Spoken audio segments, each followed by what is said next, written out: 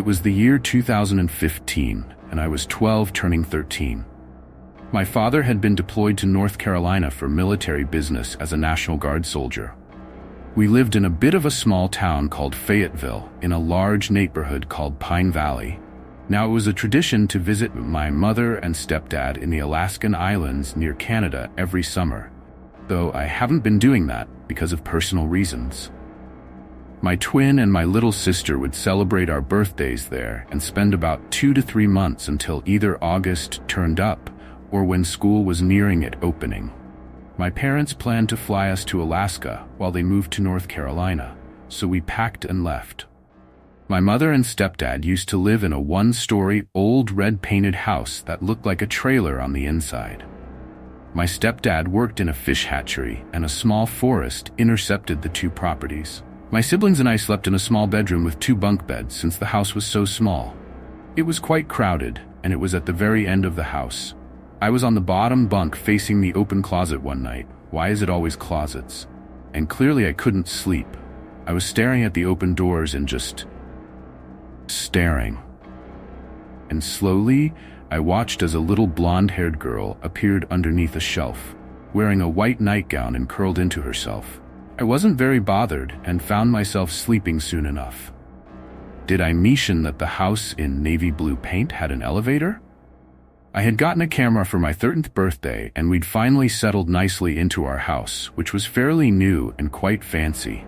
I met a girl named Bella who'd heard that there were new neighbors in the house about a block away from hers, but that isn't part of this story. Anyway, I had gotten a new camera. Of course, being obsessed with its functions, I played around with its flash quite often. And everyone's heard of orbs and strange bits of light being captured on the screen. And after a few weeks of taking many unnecessary pictures of myself, though I am not a narcissistic person, I noticed the exact things showing up on my screen. I confided in my stepmom and told her about the strange appearances, and she clearly claimed that it was just the lights in my room. Obviously, I didn't believe her, so I moved from pictures to recordings. And to my paranormal-obsessed self, that was pure gold. I captured floating orbs moving in and out of my screen and showed the evidence to my disbelieving stepmom, but she still tried to debunk it. I don't blame her. Everyone has different beliefs. I returned to Alaska for another summer when I was 13 turning 14. We had moved out of the first house and moved across the street. We had a very friendly neighbor who was willing to let us rent his house when he moved away. I hadn't experienced any paranormal activity since that day. Until the next summer. It was night. I was in the same bottom bunk across from the open-door closet, and I couldn't sleep because there was a newspaper boy in the same spot the little girl was in the previous summer.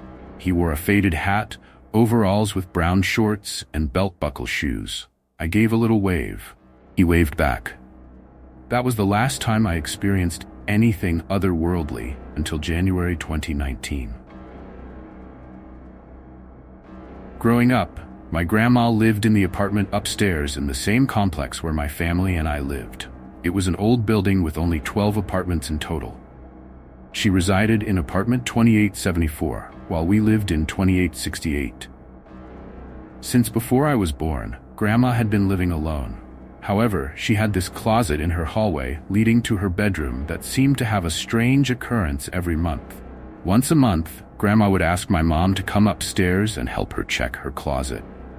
She claimed that the night before, she would hear a lot of noise coming from her closet. However, one day my mom was busy and asked me to go in her place. Little did I know, this would be the start of a series of strange and unsettling experiences.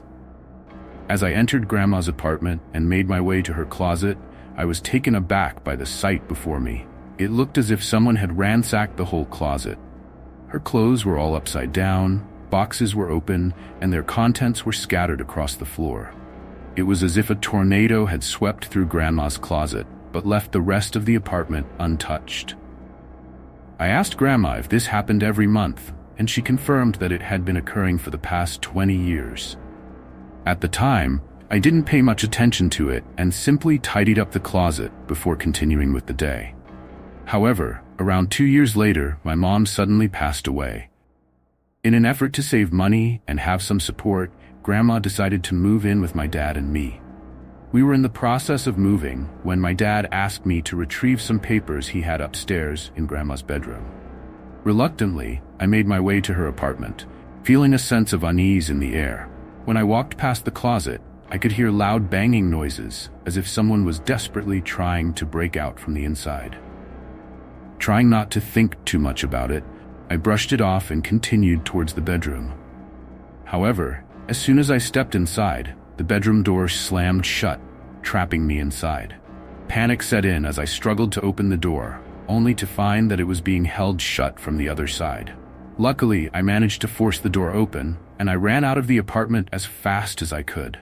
As I fled past the closet, I noticed that the banging had intensified and the whole structure was shaking violently, as though it was on the brink of exploding. Completely terrified, I made it back to my own room, tossing the keys to Grandma's apartment to my dad, and exclaimed, "Forget that. You go get it." The strange occurrences in Grandma's closet had escalated to a point where I didn't want any part in it. From that day forward, we never mentioned the incident again, and my dad took on the task of retrieving any belongings from Grandma's apartment. We moved on with our lives, trying to forget about the unsettling experiences we encountered. To this day, I still wonder what caused those disturbances in Grandma's closet, and if there was something more sinister at play.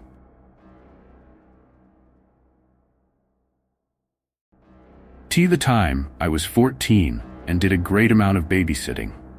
One of the families I babysat for were very close neighbors that lived diagonally across the street from my house, Edith and Frank. They were foster parents of 4 children at the time. It was Monday, June 17, 1968. Again, I was 14 at the time. As kids, we were very close to Edith and Frank, and called them aunt and uncle, even though they were not actually family. It wasn't an unusual day. I had gone to school and got home in the afternoon.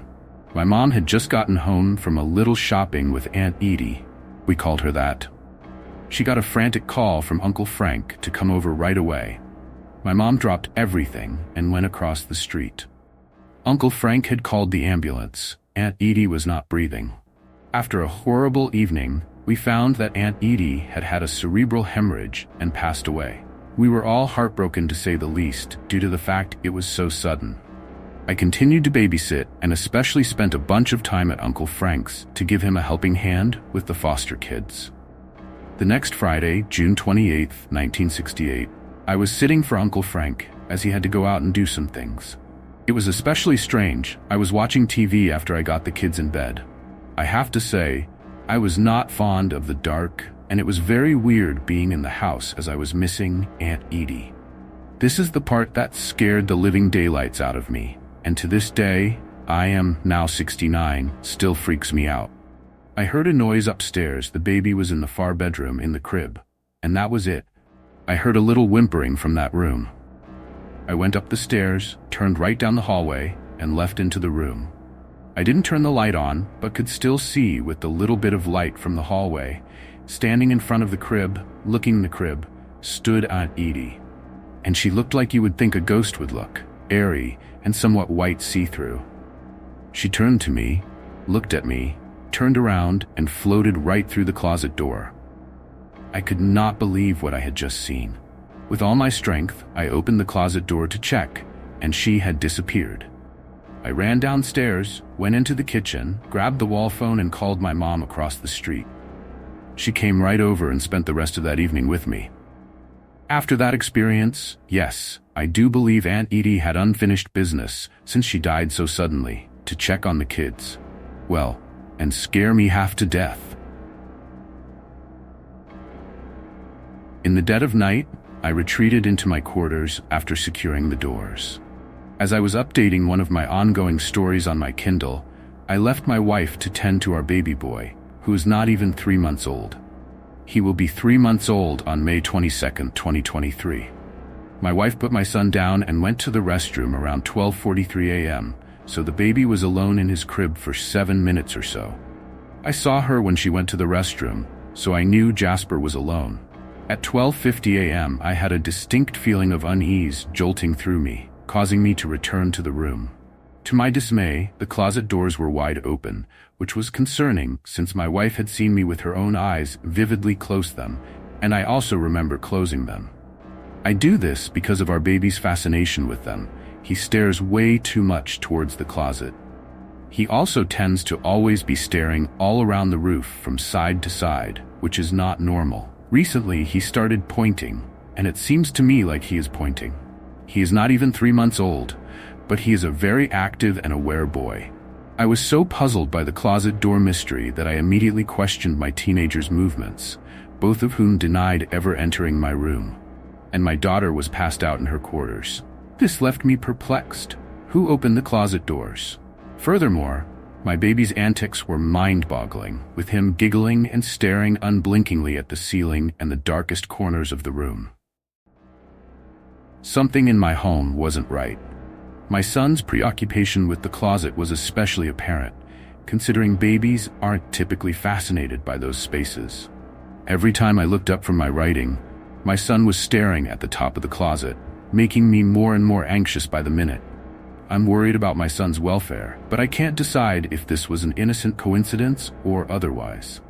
In an attempt to rule out the paranormal, I set up 2 cameras in the room to monitor my son's activities.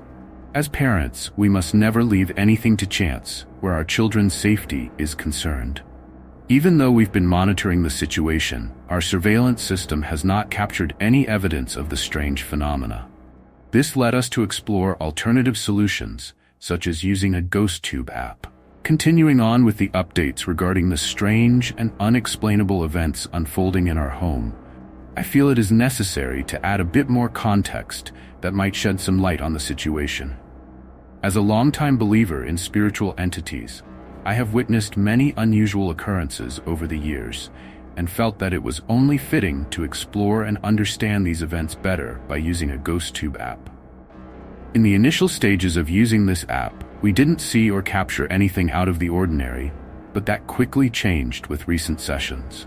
Strangely, whenever I asked questions through the app, the stick figures would move to signify their response, and more often than not, they would say something directed at me specifically.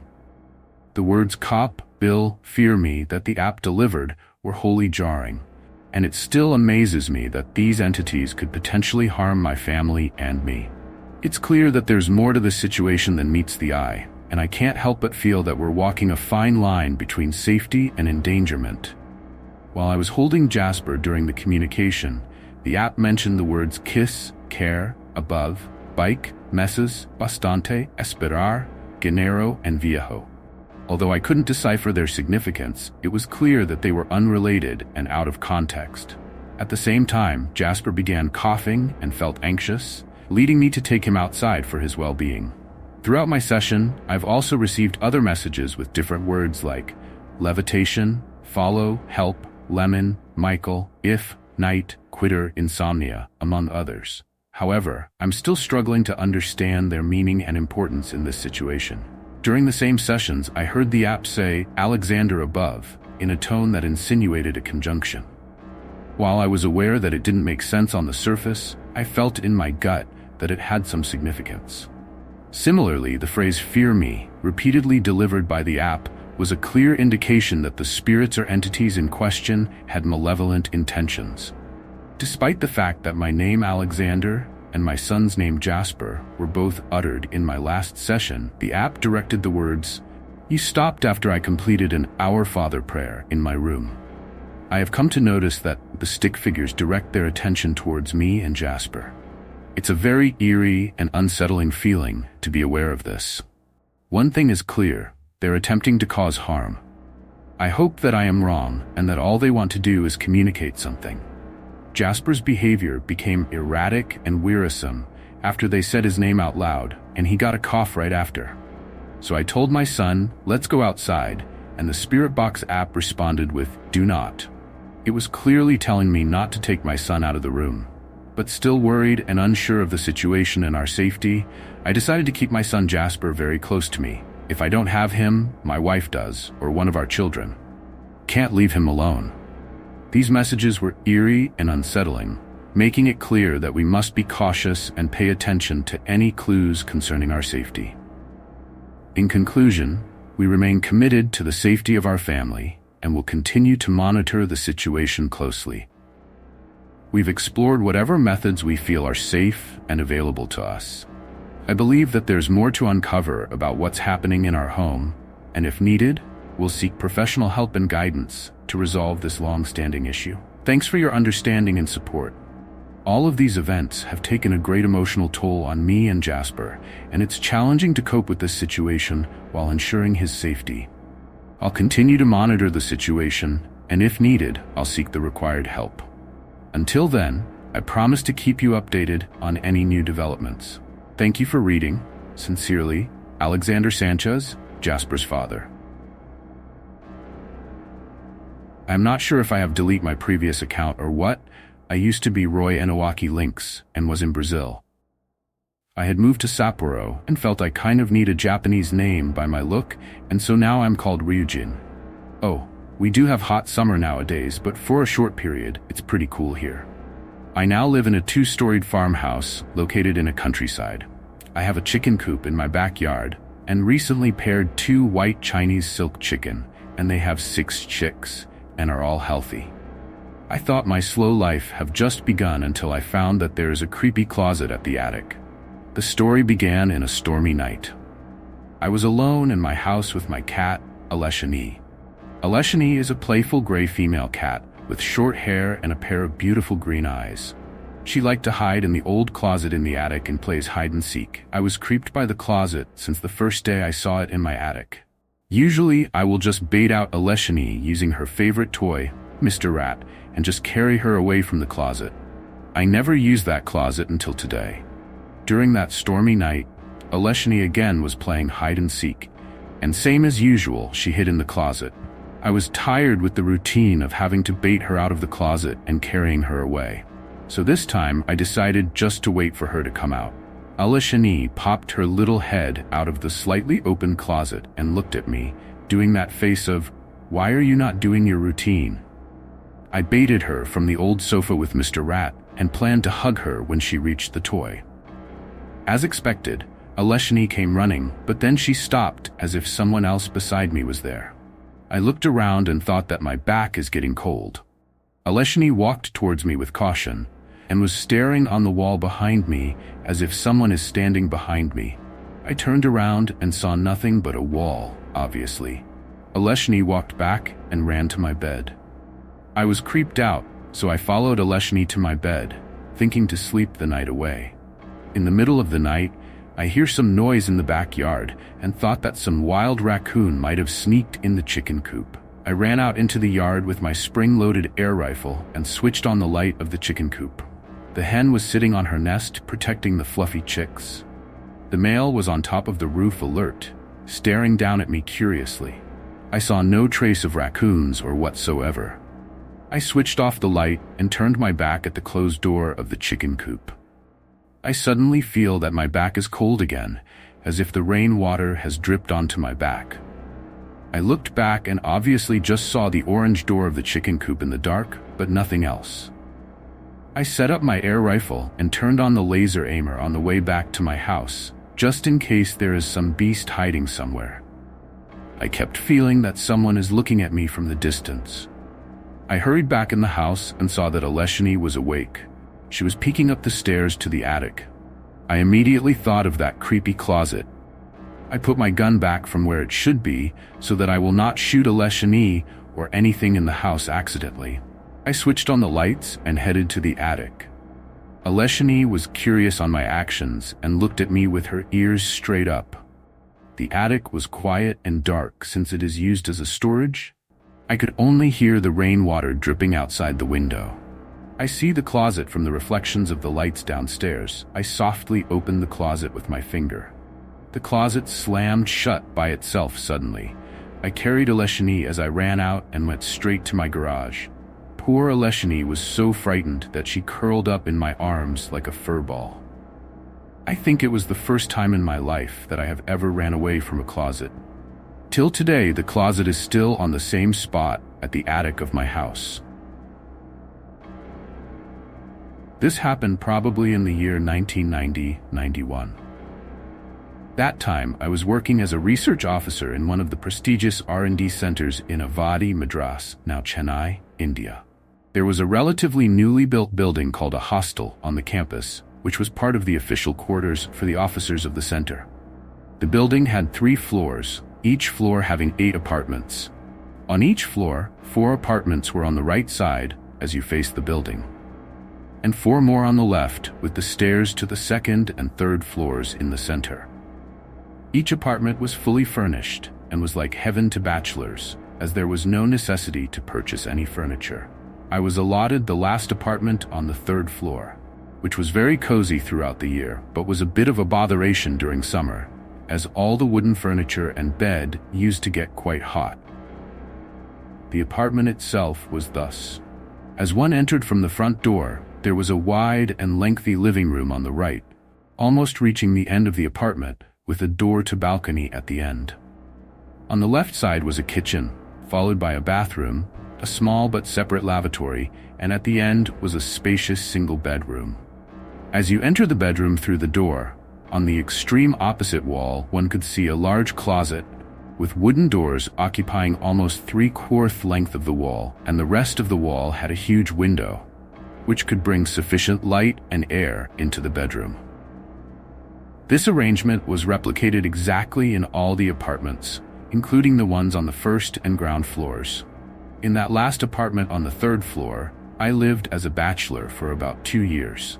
Post-marriage, I continued to live there as it was already furnished, and my wife too felt that the apartment was good enough for a small family. It was a couple of months after marriage, and my mother-in-law had come for a visit to stay with us for a few days.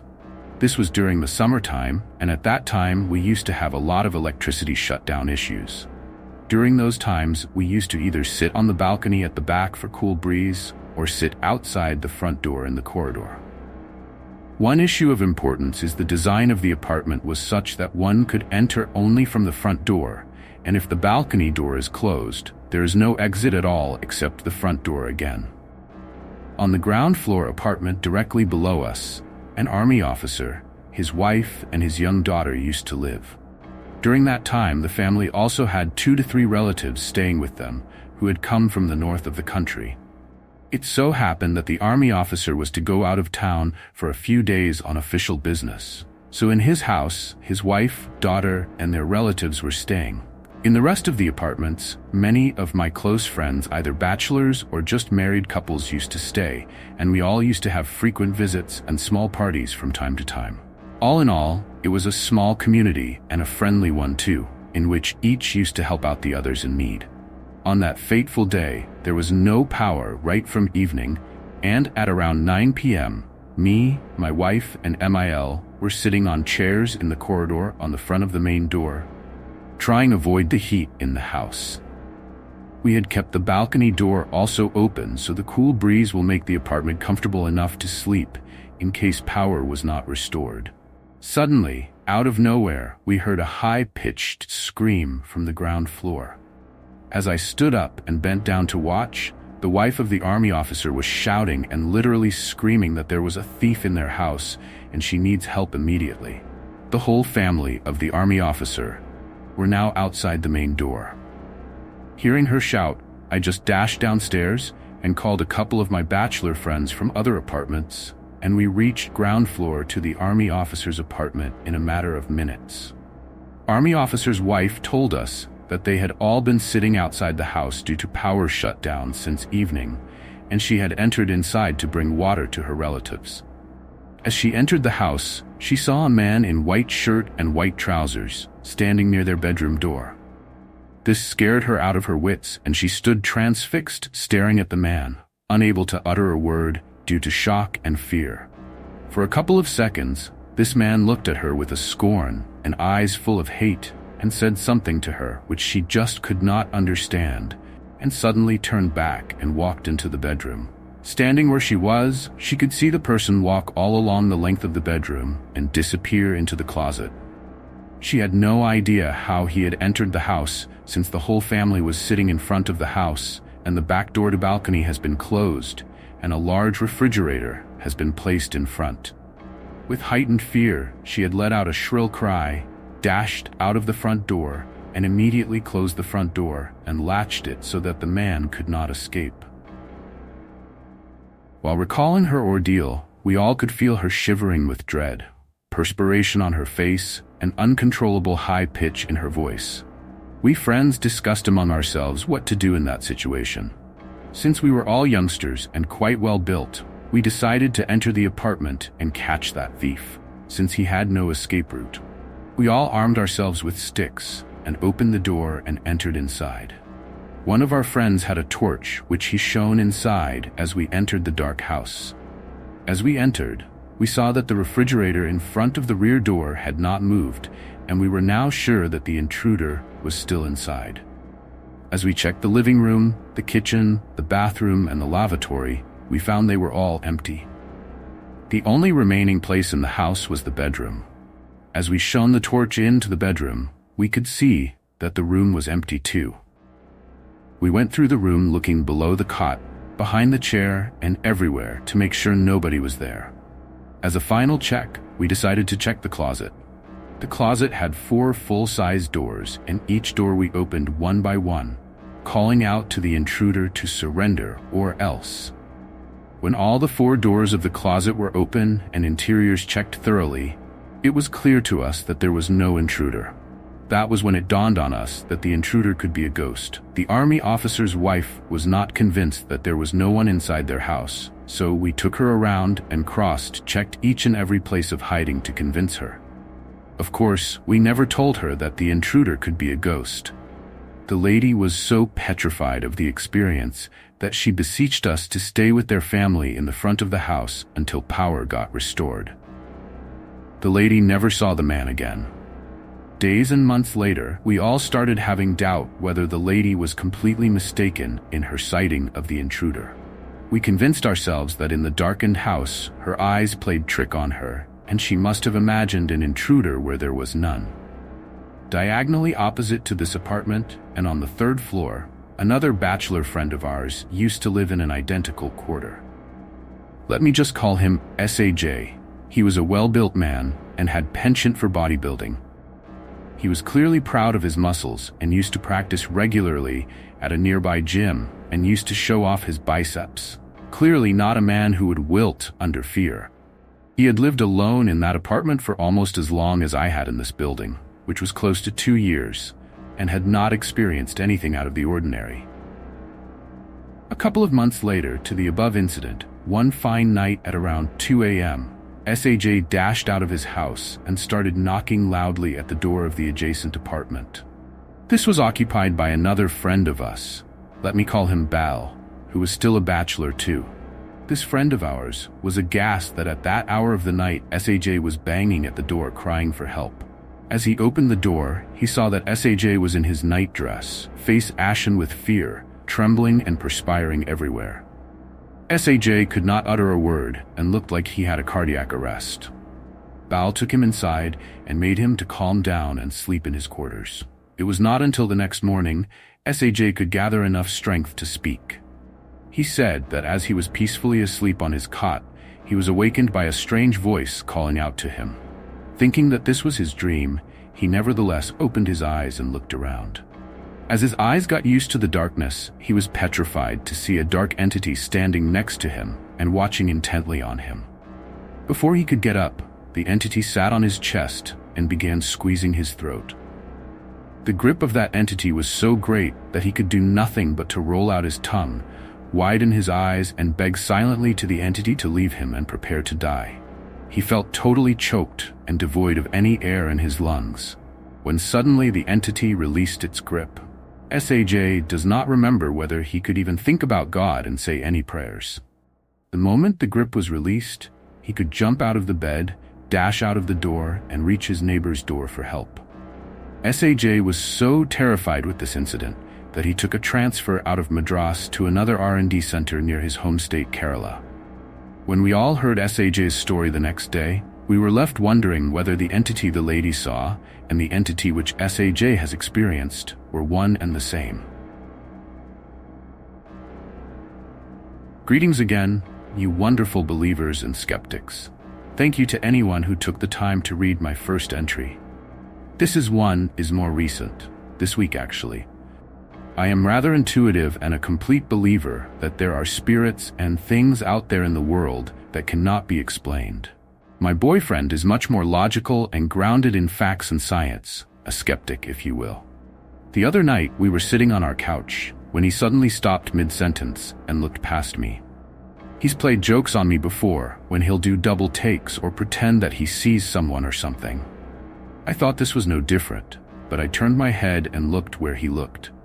Nothing was there, just the landing and entryway to our apartment. I thought, oh, good one, he got me again. But when I looked back at him, he was still focused on the landing, very serious. He got up and walked slowly over to the landing, looked into the hallway, which has 2 closets on the left-hand side, perpendicular to the front door. He then went into the kitchen and looked around before coming out and asking if I saw that. At this point, I knew he wasn't joking, and I said, no, what? And he said that he had seen a distinct shadow of a person, like someone had come into the apartment and was on the landing. He showed me where he saw the shadow and tried standing in different areas to see if he could cast a similar shadow for me to see. When he stood in front of the closet closest to the entry, I could not see him, but I could see his shadow where he had. He rejoined me on the couch and said that he really thought someone had come in. But our door was deadbolted, so no one could have entered. Instinctually, I called out and said, "Is anyone there? If you are, and you're not meant to be, go towards the light." Maybe the strangest thing was that my skeptic boyfriend did not tease me for saying that, like he thought it was a good thing for me to say. Later that night, he brought it up again and said that maybe the reason our cat sits in that entryway a lot is to protect us from whatever that was. I'm kind of bummed that I missed it and have never seen anything like it in this apartment, but it does make me wonder. Interestingly, that closet that he was standing in front of when he replicated the shadow has always had a really distinct, strong smell, like that old building mothball, almost nauseating sweet smell mixed with cigarettes. And to be clear, it is not like the smell of an animal that has died and gotten trapped. I know that smell, so it's not a dead mouse or anything. This is something different. We've been in this place 9 months, and we always said it was leftover old lady's smell from the previous tenants, or the person below us, or in the apartment next to us. The whole apartment kind of smells stale from time to time. The building was built in the 1930s, but it's most intense in that closet. And even though the rest of the apartment is fine, most of the time, it is consistently in that closet. I can't get rid of the smell. I've tried airing it out with fans, air fresheners, charcoal, vinegar. Nothing works. Is it possible that that smell is somehow linked to the shadow that my boyfriend saw? Anyone have experiences with lingering smells? Is it possible it is linked to something supernatural if physical remedies aren't working? I will explain beforehand. When I could remember, I wrote the details of this event over 58 years. Eventually, before conclusion, I had filled 3 black and white composition booklets. This will be a long read. Please note there have been name changes and some incomplete info for privacy. I was very young the first time I heard the bell.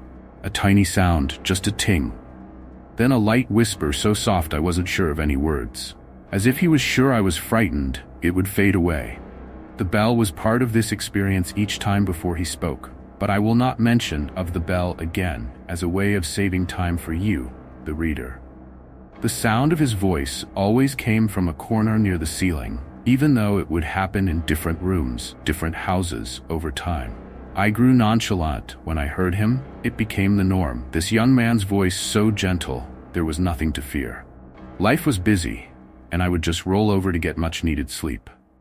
There were times that years would pass.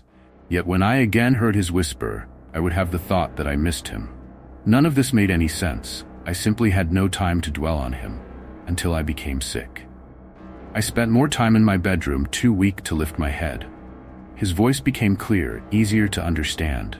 I would look into my closet, thinking he's sitting or laying inside on the top shelf. Now would you believe it? He spoke with an Irish-Scottish brogue, with a touch of French mixing into his words. I had to get cancer to understand what he had been saying all this time. He spoke of his home, his family, and of happier times, life at the turn of the 1900th century. He told me that he and I were cousins. He named his 7 brothers and how close he was to his one sister. He described the river banking where he fished and enjoyed the wild flowers and beautiful pastures and meadows, all surrounding his home, his town. The river where he would wade as it ran into the Atlantic Ocean. There were times I thought it was the chemo. Slowly I got better. This was back in 2002. From this time forward we had great conversations. Before I slipped off to sleep, he would talk of his childhood, the gardens and flowers. He mentioned New Brunswick a few times. Each boy had been given a chore to complete daily, and they did it for 1 month, then switched for a different chore: home, barn, gardens, animals, and horses. I began to realize we were not any longer speaking in words, but in thoughts. A communication of thoughts. Wow, I cannot recall ever having this ability in any other circumstance other than perhaps random words from an unknown origin. I gained information about his parents. His father was half American Indian and half Scottish. His mother was Scottish, 3rd generation in Canada. They had strong faith and lived the Scottish way, close to family and church. This meant so much to me as I knew very little of my mother's side, as she had died when I was a child. There were times when he was quiet. Later he told me that he would become overwhelmingly sad and unable to communicate. Why so sad were my thoughts. The silence was my only answer. Often it would be several months to a year before we conversed again. I placed a pillow and some blankets on the top shelf, just in the event he may be able to use them. It progressed in this manner, and he became one of my best friends. Don't you laugh? One cannot spend this much time together and this much time in conversations and not know each other. Yet I was never touched by him, and I never saw him. However, I did wonder what he looked like. Then this last year has become different. He became louder, excited, if you will. He asked for my help, but he wouldn't tell me how. He would repeat the numbers 7274 and bark out "Private Expeditionary" again and again. "My mother is Alice McE. I am your cousin, please help." Increasingly, and repeated much like a broken record. Yes, they were thoughts in my head, but so loud, I feared he would wake my husband. What made him change? Hill 70, Hill 70, Hill 70, Hill 7, Expeditionary. I have the cancer again. It is February 2018, and I think this time it will take me. Perhaps out of respect, my Canadian man is quiet, while I am given heavy chemo and an even meaner surgery, following more chemo. It was an awful year. For me, it was the biggest fight I have ever had. March 2019 finds me with some hair, but not all of it. My friend in the closet is still quiet. Early one evening in late March, the phone rings. We get so many robocalls, we seldom answer but take a message, then we call back if it is real. I'm getting a call from Canada at 8 in the evening. My husband advises me to not answer, but something tells me that I should. On the West Coast it is 3 hours earlier, and I pick up the phone. "Are you Jan?" I answer in my monotone voice. "Yes." "Are you the daughter of—" "Yes." "Are you the granddaughter of Edith?" "Yes." "Do you know Edith had a sister, Alice?" My heart beats fast. This woman gives me the information that she is in a division of the Government of Canada, and her job is to look for relatives of the war missing with no known grave. We talk for some time and she explains the details of the DNA, and it is only passed down from mother to daughter. I begin to get emails after she and I have exchanged information. Our conversation continued with much more information. Oh, my table looks like a patchwork quilt. Births, deaths, marriages, and an old tiny picture of an expeditionary in uniform, handwritten Highlander. All the family links I never knew. I am beyond excited. I have a job. I am to call my living cousins to explain and invite them to join. That for so many reasons is the right thing to do. They will need 3 or more to swab and return the kit. I called cousins that quickly agreed. Would I ever have had this ongoing experience had my Canadian man not come to visit? I do not think I would have understood everything without his help. I end this ongoing event by telling you they did not want my DNA. As chemo can change DNA, who knew? Fortunately, there are 5 women that are willing and are sending or have sent their kits back. The history, if you wish to look into it, is Vimy Ridge Hill 70 Lens, France. Once you start reading, it is endless. Horribly sad information. The bell is quiet, as is my Canadian friend.